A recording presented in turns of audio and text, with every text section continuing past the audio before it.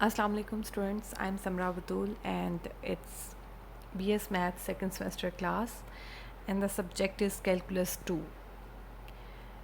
ये 9th lecture है Calculus 2 का और आज का टॉपिक है valuation of definite integrals. Definite integrals जो आपका लास्ट लेक्चर था उसमें आपने डेफिनेट इंटेग्रल्स के बारे में ही पढ़ रहे थे कि डेफिनेट इंटेग्रल्स क्या होते हैं और उन्हें कैसे वैल्यूएट करते हैं। आज का जो लेक्चर है वो भी इसी बारे में है। उससे वैल्यूएशन ऑफ डेफिनेट इंटेग्रल से पहले हम कुछ थ्योरम्स करेंगे डेफिनेट इंटेग्रल से रेलेवेंट।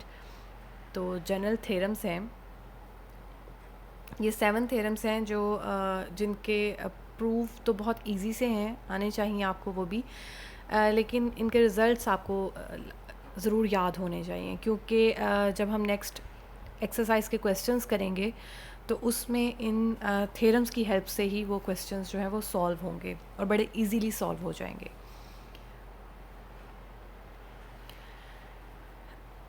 जी, तो फर्स्ट थ्योरम जो डेफिनेट इंटेग्रल का है, सेकेंड ईयर में भी आप लोगों ने डेफिनेट इंटेग्रल जो है ये पढ़ा हुआ है और उसमें आपने सिर्फ 3 थ्योरम्स किए थे इसके। थ्योरम्स उसमें आपने नाम नहीं लिया था इसका, इनके था प्रॉपर्टीज़ ऑफ डेफिनेट इंटेग्रल्स इनको कहा जाता था। तो ये प्रॉपर्टीज़ ऑफ डेफिनेट इंटेग्रल्स ही हैं। यहाँ पर थ्योरम्स इसलिए कहा गया है क्योंकि इनको प्रूव करके भी दिखाया गया है। तो इट इज़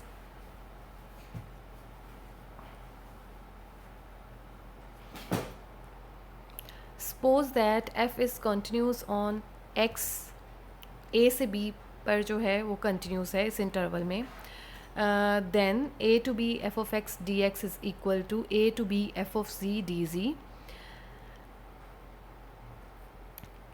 फर्स्ट थ्योरम आपका ये है कि f of x D x, आपके पास एक फ़ंक्शन था एफ ऑफ एक्स जिसका आप इंटेग्रल ले रहे थे और एफ ऑफ एक्स जो है वो कंटिन्यूस है इस इंटरवल में ए से बी तक, तो it can be written as f of g d g, यानी आप वेरिएबल्स को रिप्लेस भी कर सकते हैं डेफिनेट इंटेग्रल में।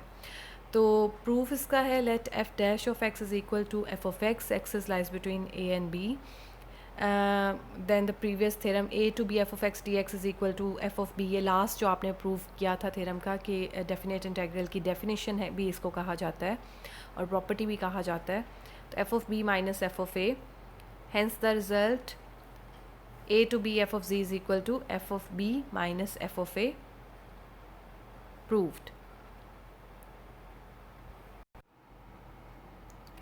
जी, जो पहले नंबर पे आपको रिज़ल्ट नज़र आ रहा है a to b f of x dx is equal to f of b minus f of a, इसको तो प्रूव करने की ज़रूरत नहीं है, प्रॉपर्टी है where f dash of x is equal to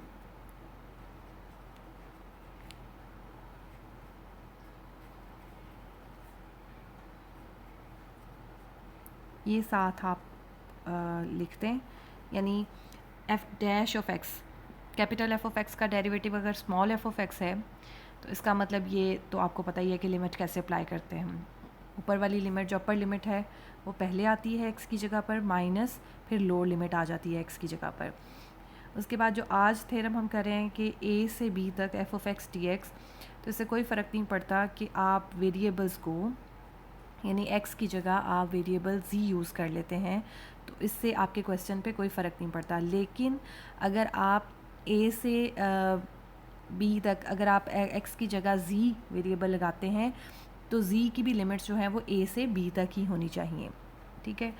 दूसरा क्या है थ्योरम, a से b तक f of x d x is equal to minus b to a f of x d x, यानी अगर आप लिमिट जो है चेंज करते हैं, अपर लिमिट को लोअर लिमिट बनाते हैं तो फिर साथ माइनस का साइन आता है।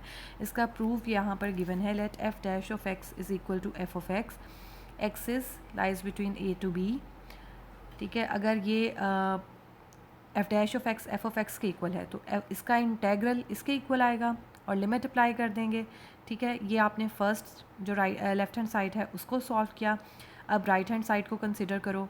राइट हैंड साइड के लिए क्या है, b से a तक minus f of x d x, it is equal to, minus का साइन बाहर एज इट इज़ आएगा और यहाँ पर आपके पास आ जाएगा f of a minus f of b।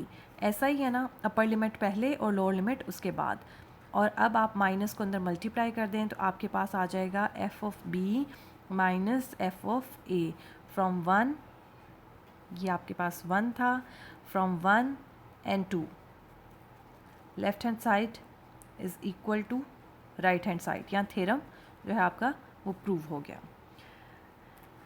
इस तरह के सिंपल छोटे छोटे से रिज़ल्ट्स आप कह लें, इनको थ्योरम्स कह लें, ये आपने इनका प्रूफ भी आपको आना चाहिए और ये लर्न होने चाहिए आपको, क्योंकि आगे क्वेश्चंस में हमने इन्हें यूज़ करना है। थर्ड थ्योरम क्या है?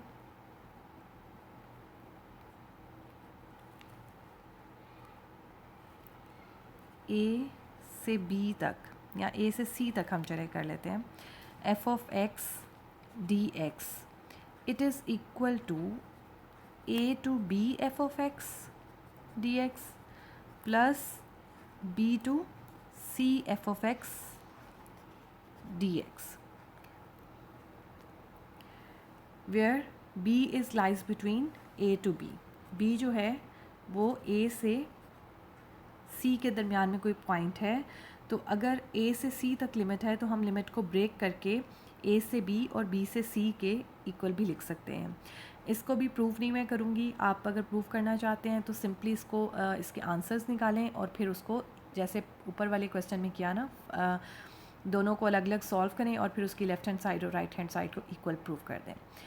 अब एक इम्पॉर्टेंट थ्योरम जो है जो आपके क्वेश्चंस को बहुत ज़्यादा आसान बनाएगा डेफिनेट इंटीग्रल के, क्योंकि हम इंटीग्रेशन पहले कर चुके हैं सेकेंड ईयर में भी, और जो फर्स्ट आपके लेक्चर्स थे उसमें भी आपने इंटीग्रेशन की।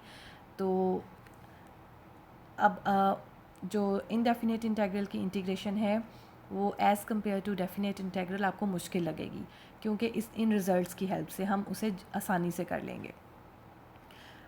अच्छा, और एक और चीज़ आपको मैंने बताई थी, सिलेबस आपका जो कोर्स कंटेंट्स है, चलिए वो बाद में डिस्कस करते हैं। अभी ये करते हैं क्वेश्चन जो इम्पोर्टेंट है। ज़ीरो से अगर हम लिमिट ज़ीरो से ए तक है F of x D x, तो it is equal to zero to A F of A minus X D X, right. यानी लिमिट जो है वो फंक्शन के साथ, वेरिएबल के साथ आ जाएगी, ज़ीरो से A F of A minus D x. Result बहुत इंपॉर्टेंट है, प्रूव करने का यही है कि आप इसको जो है वो मैं प्रूव करवा भी देती हूँ, लेकिन ये याद रखना है आप लोगों ने। उसके अलावा एक और रिज़ल्ट है नंबर 5 थ्योरम जो है वो क्या है कि zero to A F of x D x is equal to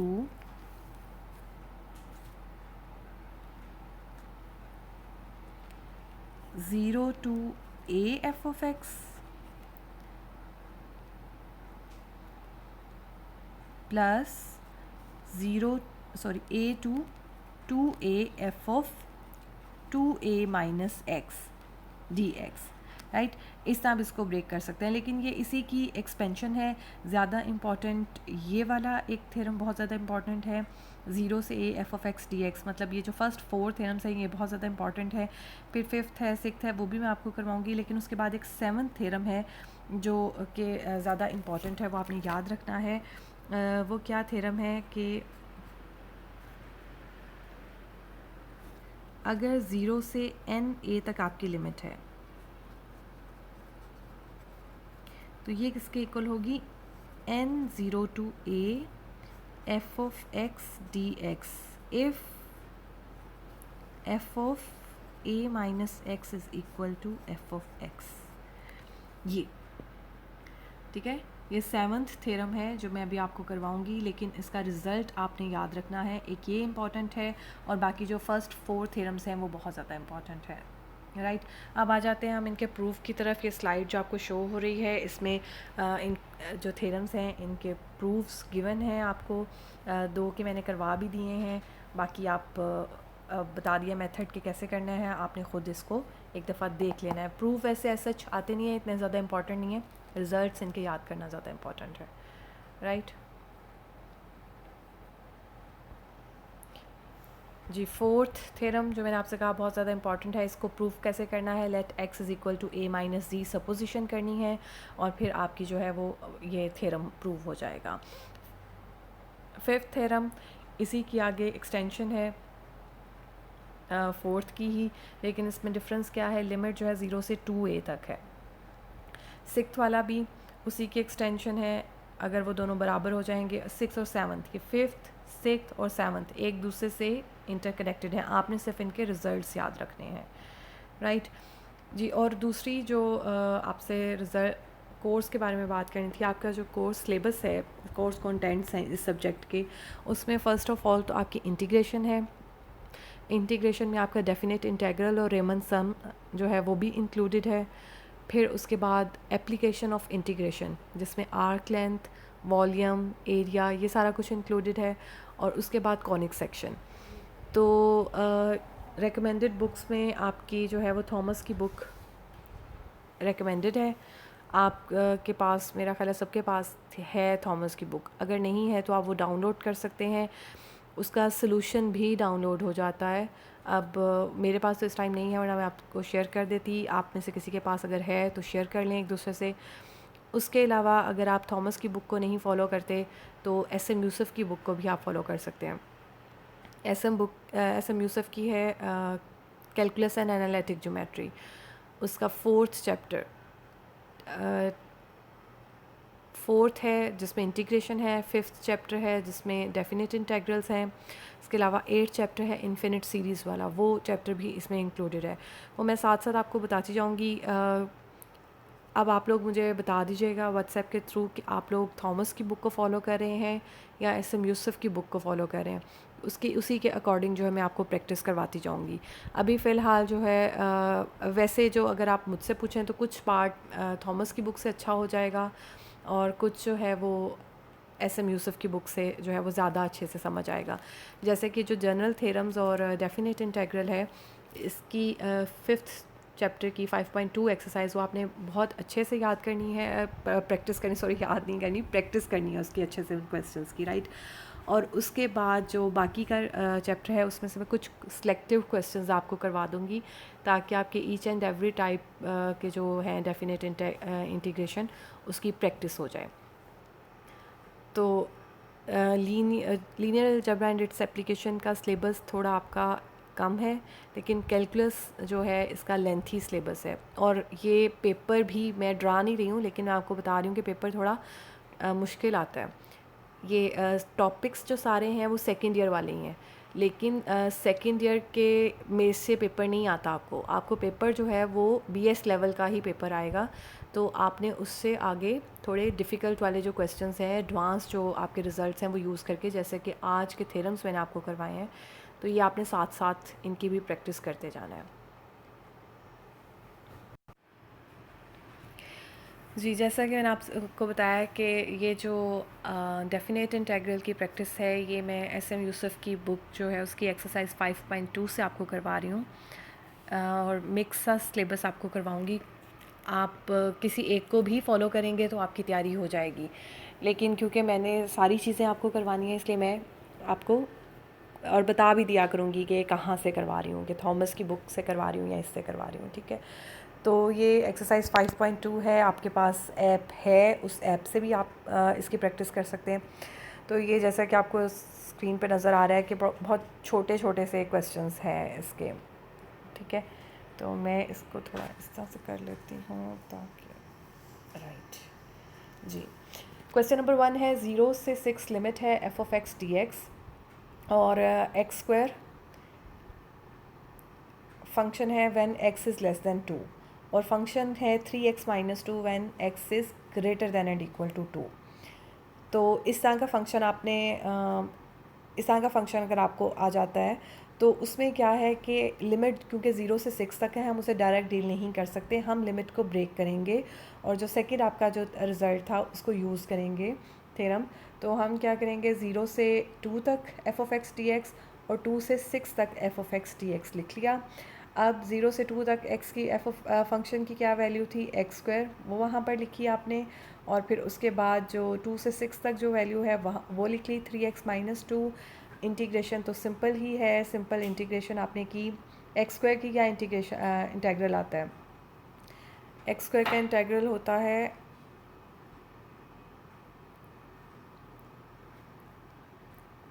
x3/3, power rule लगेगा। इसी तरह 3x-2 का इंटेग्रल क्या होगा? इसका अलग अलग इंटेग्रल लेंगे, 3x² और -2x, और जस्ट इसमें वैल्यूज़ पुट करनी है। अपर लिमिट पहले आएगी, माइनस लोअर लिमिट आएगी। इट्स अप टू यू कि आप इसको कैसे कर रहे हैं, अलग अलग हर फंक्शन पे कर रहे हैं या एक ही दफ़ा सब पे लिमिट अपर लिमिट पुट कर दी। और ये मेरा जो मेथड है वो ऐसे ही है जैसे यहाँ पर किया हुआ है। x² को पहले डील x3 को पहले डील करूँगी, 2 का क्यूब माइनस 0 का क्यूब, 3 × x² -3 × x²। ठीक है, तो वो x की जगह पहले 6 पुट कर दें और बाद में 2 पुट कर दें, और ये आपका क्वेश्चन 128/3 आपका आंसर आ गया। नेक्स्ट क्वेश्चन है -1 से 5 तक x-2। अगेन इसमें हम थ्योरम अप्लाई करेंगे, क्योंकि नेगेटिव वैल्यूज़ के लिए -1 से लेकर 0 तक के लिए इसकी वैल्यू क्या है? फंक्शन की वैल्यू है -x-2। ठीक है, मॉडुलस है ना, वो मॉडुलस ख़त्म करेंगे तो नेगेटिव वैल्यूज़ के लिए माइनस आता है, और 0 से ऑनवर्ड पॉजिटिव वैल्यूज़ के लिए इसकी वैल्यू x-2 ही रहेगी।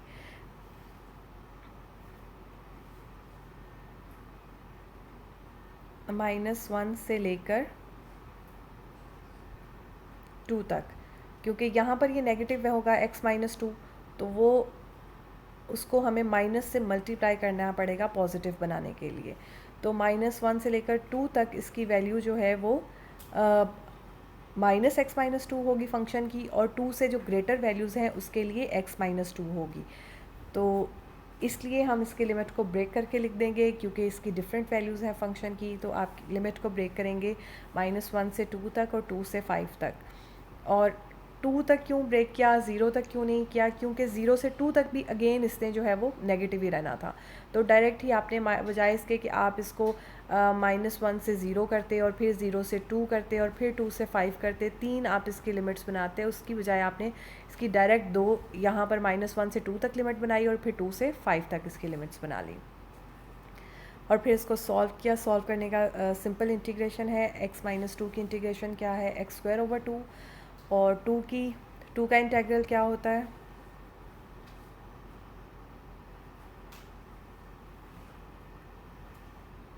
और x की जगह लिमिट्स पुट करें, अपर लिमिट पहले आएगी, लोअर लिमिट बाद में आएगी। नेक्स्ट क्वेश्चन है अगेन cos x का मॉडुलस। अब cos x कहाँ पर पॉजिटिव होता है और कहाँ पर नेगेटिव होता है? ये है आपके पास फर्स्ट क्वाड्रेंट। फर्स्ट क्वाड्रेंट में सारे पॉजिटिव होते हैं, इसलिए cos भी पॉजिटिव होगा। उसके बाद ये थर्ड क्वाड्रेंट में पॉजिटिव होता है। अब ये आपकी वैल्यू जो है वो 0 से 3π/4 तक जा रही है। 3π/4 का क्या मतलब है? कहाँ पर जाके आती है 3π/4? मल्टीप्लाई करके ज़रा वैल्यूज़ निकालें। 45 को 3 से मल्टीप्लाई करना है, 135। 135 का क्या मतलब है? यहाँ पर सेकंड क्वाड्रेंट तक आपका ये आ रहा है एंगल। ठीक है, तो फर्स्ट में ये पॉजिटिव है, ये 0 से लेकर π/2 तक आपका कोस जो है वो पॉजिटिव होता है। π/2 से आगे 3π/4 तक क्या होगा? नेगेटिव। तो इसलिए हम अपनी लिमिट जो है उसको 0 से π/2 और π/2 से 3π/4 के दरमियान 2 इंटरवल्स बना लेंगे। और क्योंकि 0 से π/2 में कोस पॉजिटिव है, इसलिए कोस x ही आएगा, और π/2 से 3π/4 के दरमियान में कोस जो है वो नेगेटिव है, इसलिए वहाँ पे माइनस कोस x आएगा। क्लियर? कोस का इंटीग्रल क्या होता है? साइन x, और यहाँ पर लिमिट्स अप्लाई करेंगे। साइन π/2 -0, साइन π/2 होता है 1 के इक्वल, साइन 0 के इक्वल होता है। साइन 3π/4 1/√2 -1, और ये सॉल्व करके आपने इसका आंसर यहाँ पे लिख दिया। जी, अब मॉडुलस वाले और वो ख़त्म हो गए। अब नेक्स्ट क्वेश्चन है 0 से पाई cos 2n+1 x dx। अब एक तो अगर ये डेफिनेट इंटेग्रल ना होता तो ये मुश्किल क्वेश्चन था, लेकिन क्योंकि ये डेफिनेट इंटेग्रल है हम इस पर थ्योरम अप्लाई करेंगे।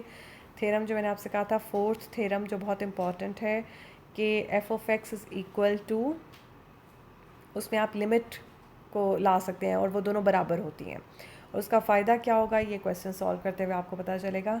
क्वेश्चन आपका क्या था, 0 से पाई कोस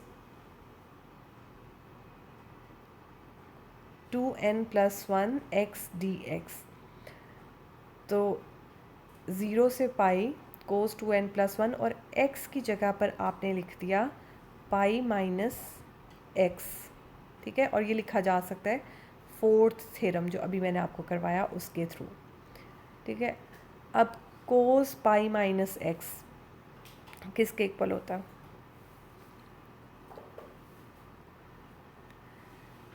जी, अलाइड एंगल्स। याद है आपने किया था फर्स्ट ईयर में, पाई या पाई के जो मल्टीपल्स हैं अगर वो माइनस एक्स हो तो रेशो चेंज नहीं होती, मतलब कोस पाई माइनस एक्स जो है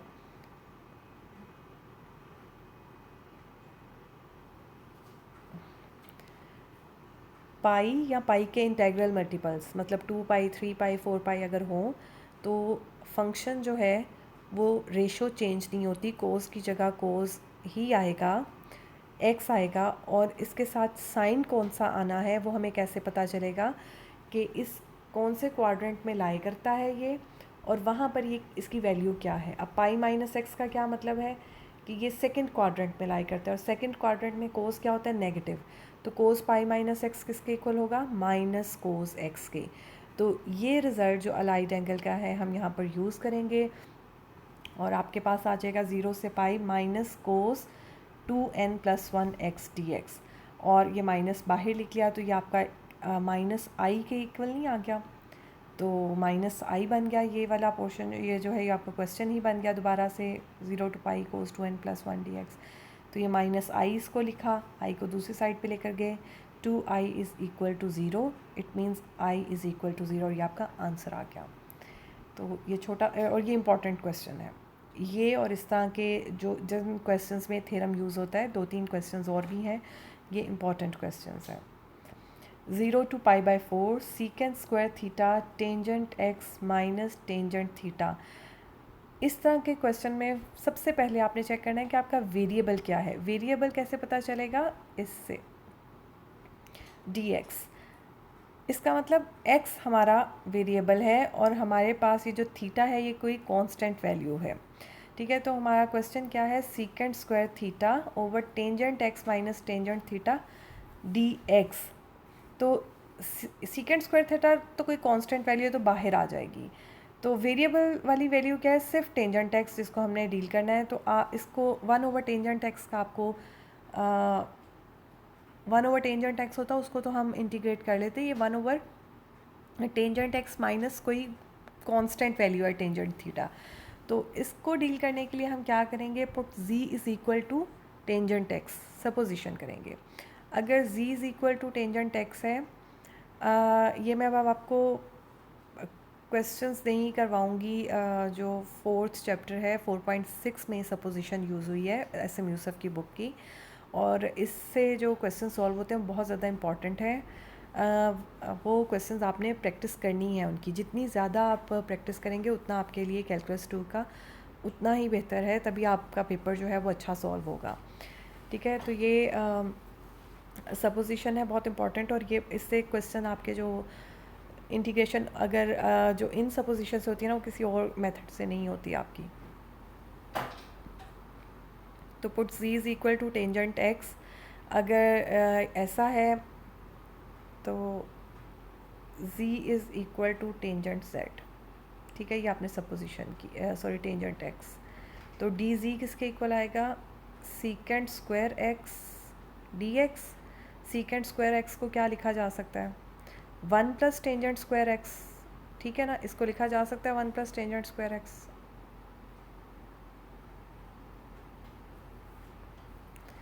तो मैं इसको 1 प्लस टेंजेंट स्क्वायर x लिख लेती हूँ। तो टेंजेंट स्क्वायर x किसके इक्वल था, z के, तो इसलिए ये मेरे पास आ गया d z is equal to 1 plus ji square d x. तो इसको दूसरी साइड पे ले गए तो ये आपके पास, और टेंजेंट थीटा क्योंकि एक कांस्टेंट है इसलिए ये सिर्फ इसलिए ए के इक्वल सपोज किया है इसको ताकि आपको कैलकुलेट करते हुए कोई प्रॉब्लम ना आए, अदरवाइज़ इसकी सपोजिशन का कोई मतलब नहीं है। अच्छा, अब इसमें दो मेथड्स हैं। या जब आप सपोजिशन करते हैं put z is equal to tangent x जैसे यहाँ पर किया है, तो या तो ये है कि आप यहीं पर लिमिट्स भी चेंज कर लें और बाद में आपको बैक सब्स्टिट्यूशन करने की ज़रूरत नहीं है, या आप बाद में बैक सब्स्टिट्यूशन करें और लिमिट चेंज ना करें। इट्स अप टू यू कि आपको कौन सा तरीका सही लगता है। यहाँ पर लिमिट्स चेंज नहीं की गई, बाद में बैक सब्स्टिट्यूशन करेंगे और फिर हम लिमिट्स अप्लाई करेंगे। ठीक है, तो ये जो आपका इंटेग्रल था सीकेंड स्क्वायर थीटा क्योंकि कांस्टेंट था, इसके बगैर हम कंसिडर करेंगे now D X over tangent x minus tangent theta is equal to integral of D Z over 1 plus ji square and Z minus ए। ये यहाँ पर क्लियर करके लिखा हुआ है D Z is equal to Z square plus 1, D Z over ji minus A ji square plus 1। अब इसकी integration कैसे होगी? इसकी इंटीग्रेशन के लिए हमें पार्शियल फ्रैक्शन वाला मेथड यूज़ करना पड़ेगा। इस फ्रैक्शन को हमें बाय पार्शियल फ्रैक्शन दो फ्रैक्शंस में या दो या तीन फ्रैक्शंस में कन्वर्ट करना जो सूटेबल होगा हमारे लिए। दो इनफैक्ट हम इसको फ्रैक्शंस में कन्वर्ट करेंगे। क्यों? ताकि हमारी इंटीग्रेशन जो है वो आसान हो जाए। अभी हम इसको इंटीग्रेट करने का हमारे पास कोई फार्मूला नहीं है, तो उसके लिए आप ये जो आपके पास के फ्रैक्शन आ गई 1 over ji minus A ji square plus 1, by partial fraction आप इसको लिखेंगे a ओवर जी माइनस ए। ये रूल आपको पता है, अगर नीचे लीनियर हो फैक्टर तो a ओवर जी माइनस ए लिखते हैं, अगर फैक्टर जो है क्वाड्रेटिक हो तो हम उसे क्या लिखते हैं बी जी प्लस सी, यानी एक z वाली टर्म और एक कांस्टेंट वाली टर्म। तो इस तरह से लिखकर इसको सॉल्व करेंगे। सॉल्व करने का तरीका क्या है कि जी डिनोमिनेटर से डिनोमिनेटर में जो z माइनस ए जी स्क्वायर प्लस 1 है उससे पूरी ये जो इक्वेशन है उसको मल्टीप्लाई कर दिया। आपके पास 1 is equal to a ji square plus 1 और ये आपके पास आ गया बी जी प्लस सी के ब्रैकेट्स हैं। ठीक है, ये ब्रैकेट्स हैं। तो put z is equal to A, कभी पहले एक फ्रैक्शन को ज़ीरो के इक्वल रखेंगे और फिर दूसरी को नहीं रख सकते तो हम क्या करेंगे, इक्वेटिंग द कोफिशेंट्स कर लेंगे, राइट। तो first put z is equal to A, और जब z is equal to A put किया तो ये जो सेकंड वाली टर्म है ये वाली ये ज़ीरो हो गई। आपके पास a 1 is equal to a into a square plus 1 आया। आपने इसको a की वैल्यू फाइंड की और फिर आपने इसको दोबारा से यहाँ पर सिंप्लीफाई करके लिखा। क्यों? क्योंकि आपने कोफिशेंट इक्वेट करने थे। कोफिशेंट इक्वेट करने का क्या मतलब है, जैसे जी स्क्वायर है, जी स्क्वायर के जो कोफिशेंट्स हैं यहाँ पर a है प्लस b है और दूसरी साइड पे जी स्क्वायर वाली टर्म नहीं है, इट मीन्स वहाँ पे ज़ीरो है। तो a plus b is equal to zero आपके पास आ गया। इसको सॉल्व करके हम b की वैल्यू फाइंड कर लेंगे। क्यों? क्योंकि हमारे पास a की वैल्यू ऑलरेडी है, तो b की वैल्यू हमारे पास आ जाएगी। c की वैल्यू के लिए हम z के कोफिशेंट को इक्वेट कर लें या कांस्टेंट वाले कोफिशेंट को इक्वेट कर लें, ये आपकी मर्ज़ी है। यहाँ पर कांस्टेंट वालों को इक्वेट किया गया है। अब कांस्टेंट टर्म्स कौन सी हैं यहाँ पर, a और माइनस सी ए, और दूसरी साइड पे क्या है 1, a minus c a is equal to 1 आपके पास आएगा। उसमें वैल्यूज़ उसको थोड़ा सिंप्लीफाई करें, a की वैल्यू सबमिट करें और c की वैल्यू भी निकालें। तो इस तरह से आप a, b और c की वैल्यू फाइंड करके इसमें पुट करें। जब वैल्यूज़ पुट हो जाएंगी तो मेक श्योर कि आपको याद रहे कि a is a constant here, सिर्फ z हमारे पास वेरिएबल है। तो आपने जब इंटेग्रल लेना है तो सिर्फ z के बारे में सोचते हैं कि z होना चाहिए प्रेजेंट का। तो डी जी ओवर जी माइनस ए, z का ऊपर डेरिवेटिव मौजूद है, नीचे फंक्शन है, ऊपर डेरिवेटिव है, इंटेग्रल आ जाएगा लॉग नेचुरल z माइनस ए। नीचे है जी स्क्वायर प्लस 1, ऊपर है जी प्लस ए। हमें क्या चाहिए, 2z चाहिए ना। तो 2z करने के लिए इसको पहले तो आप अलग अलग कर लें, z और a को अलग अलग कर लें और फिर 2z बना दें इसको इंटेग्रल के लिए। और यहाँ पर ये 1/z स्क्वायर प्लस 1,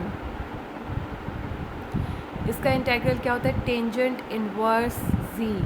ये सारी इंटीग्रेशन जो है आप ऑलरेडी कर चुके हैं, अब ये सिर्फ उसकी रीइंफोर्समेंट हो रही है इंटीग्रेशन की भी, और साथ साथ डेफिनेट इंटेग्रल में जस्ट लास्ट एक स्टेप आपने करना होता है लिमिट्स पुट करने का, तो वो हम लोग करेंगे।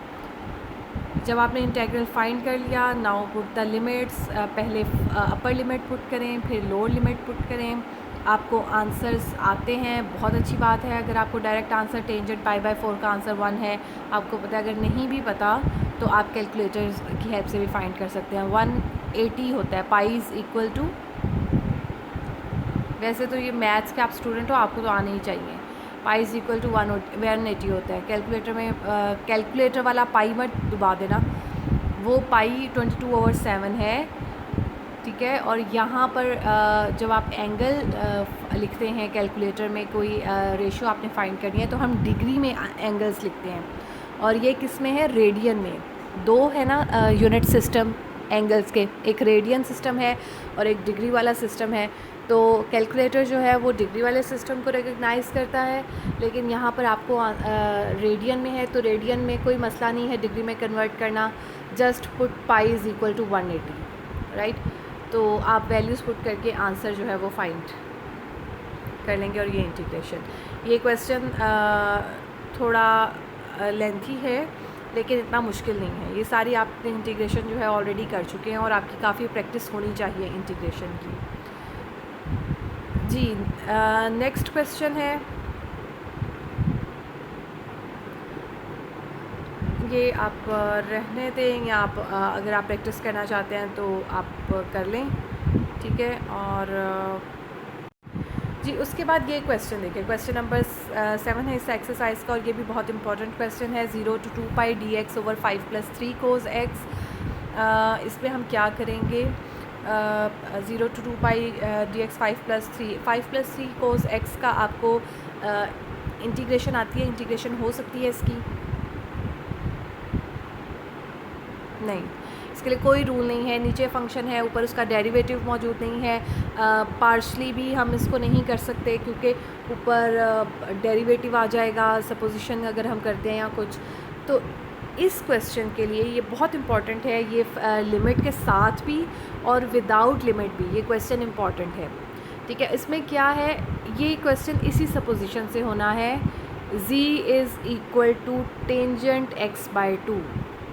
ये आप चाहे इसको याद कर लें, ठीक है, या सॉल्व करना भी आपको सिखा देती हूँ। व्हेन z = टेंजेंट x/2, तो dx किसके इक्वल आएगा, 2dz/1 + z²। And cos x = 1 - z²/1 + z²। इसी तरह आगे भी ये यूज़ होगी, उसमें फिर sin x की वैल्यू भी आपको आएगी। ये सपोजिशन जो है ये बहुत ज़्यादा इम्पॉर्टेंट है। 4.6 एक्सरसाइज जो है SM यूसुफ की बुक की, उसके कुछ 4 या 5 क्वेश्चंस हैं जो इस सपोजिशन से होते हैं। उसके बाद ये डेफिनेट इंटेग्रल में भी 1-2 क्वेश्चंस हैं जो इस सपोजिशन से होते हैं। इस सपोजिशन से जो क्वेश्चंस होते हैं ना, वो एक तो इम्पॉर्टेंट है, और मैं तो यही सजेस्ट करूँगी आपको कि आप इन वैल्यूज़ को याद कर लें कि z को जब आपने टेंजेंट x/2 पुट करना है तो dz किसके इक्वल आता है, cos x किसके इक्वल आता है, sin x किसके इक्वल आता है। लेकिन अगर आप मुझे कहेंगे कि मैं आपको इसको सॉल्व करके सिखा दूं, तो वो मैं नेक्स्ट लेक्चर में अगर इसका कोई क्वेश्चन आता है तो मैं आपको सॉल्व करके भी दिखा दूँगी, क्योंकि अभी जो है वो टाइम कम है। चलें जी, ये सपोजिशन आपने की, उसके बाद वैल्यूज़ जो हैं यहाँ पर पुट की। आप देखें कि लिमिट नहीं चेंज की, 0 से π ही रखी है, इसलिए क्योंकि बाद में जब मैं इंटीग्रेट कर लूँगी तो मैं बैक सब्स्टिट्यूशन करूँगी और फिर लिमिट्स अप्लाई करूँगी, ठीक है। तो ये जस्ट वैल्यूज़ पुट की, उसको सिंप्लीफाई किया, आपके पास नीचे आ गया 2dz/2z² + 8। अब नीचे आपको z² प्लस 8 है, उसको थोड़ा 2 को कॉमन ले लिया आपने, dz ओवर z² प्लस 2 का स्क्वायर रह गया। क्लियरली ये टेंजेंट इनवर्स z/2 का इंटेग्रल है, उसको लिखा और वैल्यूज़ डाली, इसमें पुट की z की, उसके बाद लिमिट अप्लाई की और ये आपने आंसर निकाल लिया π/2। राइट, आज का लेक्चर के लिए इतने ही क्वेश्चन, कल भी इसी पे इंशाल्लाह जो कल मींस जो नेक्स्ट लेक्चर मेरा होगा वो भी मैं इसी पे करूँगी, डेफिनेट इंटेग्रल्स पे। और कल जो है मैं इंशाल्लाह, मुझे याद रहेगा कि मैंने आपको इसका बताना है, ठीक है, क्योंकि अभी लेक्चर का टाइम हो गया है पूरा। तो ये जो सपोजिशन है और ये वैल्यूज़ कैसे आती हैं, और मैं फिर एक दफ़ा कह रही हूँ कि मैं आपको ड्राइव करनी तो सिखा दूँगी, लेकिन अच्छी बात यह है कि आप इसको याद ही कर लें। ओके जी, thank you so much, take care, अल्लाह हाफ़िज़।